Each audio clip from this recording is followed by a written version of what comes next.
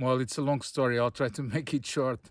But I know someone that lives here, and in fact was the person that have created the organization. It was called before Associação Transumância e Natureza, and I'm a founding member of this organization. And their idea was to buy property to protect the biodiversity. At the time, there's 25 years next year. At the time, there were lots of threats, including the barragem do Coa, the Coa Dam that would cover all the engravings. And fortunately, the engravings exist, and that's how the barragem, the dam, was not built. So they were worried about all these things. There were lots of poisoning of wild animals, and so they have decided they had to do something, because Antonio is from the region. With other people from this region, they have started finding funds to buy property. And they managed to have the first private protected area in Portugal established in 2010. At the time, they only had 214 hectares. Now the properties cover about 1,000 hectares. And there are properties from other people, from foreign people, from Portuguese people around the property.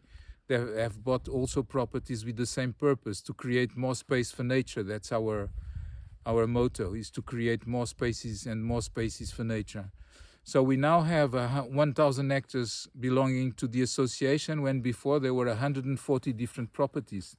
And that makes all the difference, because if you have 140 people wandering around, the risk of fire is enormous. You have cattle raising. The shepherds set fire to the bushes to have pasture for the cattle.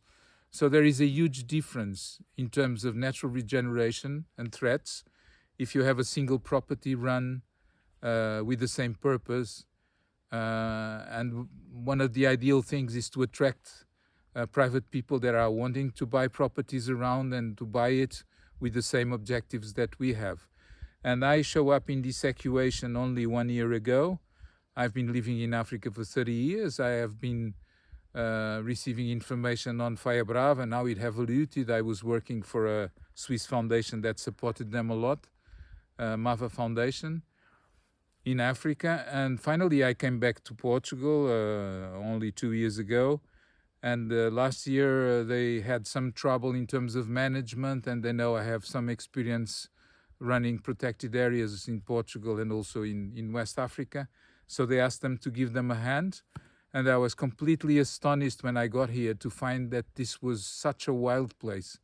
As I said, after 30 years in West Africa, I must say I haven't seen many wild places like this here in the Côa Valley. So I'm now completely committed to try and continue this work, to help regenerating the natural forest, the autochthonous forests, to accelerate the natural regeneration and make the trees more resilient to fires and climate change in the future. So it's fantastic. Come and visit us. Well, for the association, two of the most important challenges are the staff turnover. This is a very remote area in Portugal.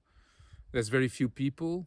It was an important council, but now everybody is leaving for the coastal areas, the coastal towns. It's the same all over the world. On one side is positive because nature is kept alone. But on the other side, there's very few people, and few people want to work here. The economic activity is reduced. It's far away from big villages. Transport are not very accessible, and so it's complicated to live here. So the turnover of the staff is important. People come here, they stay 1-2 years. If they stay 3 years, is already very good, and they are looking for a different job closer to the big towns in the coastal. The other problem is also funding.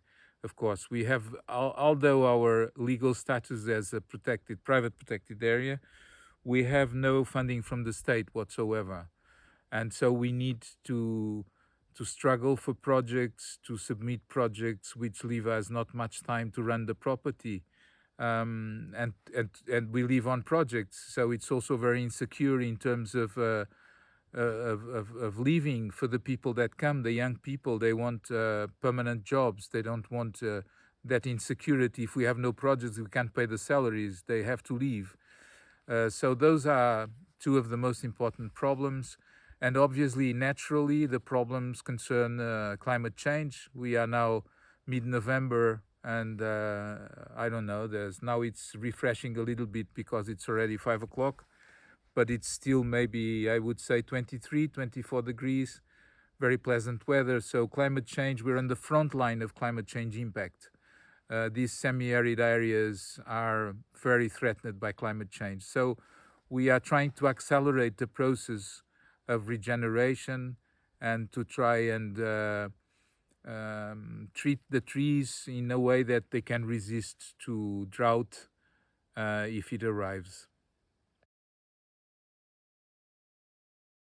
Well, we need expertise on natural regeneration. That would be an important support. Even if we have people with some knowledge and experience, it's always good to listen to new experience and techniques. So the partnership with other people, other institutions with the same objectives could be an important support from Eternal Forests. Then the fact that if we come to a situation where a Eternal Forest label should exist, to have that label would be important for us in terms of new funding and partnerships also. And I think that the network, for me, the Eternal Forests, the most important is to create a network between people with the same objectives and areas of forest all over the world that contributes, as I said, to create more spaces for nature and not for intensive exploitation, as it is the case in many places.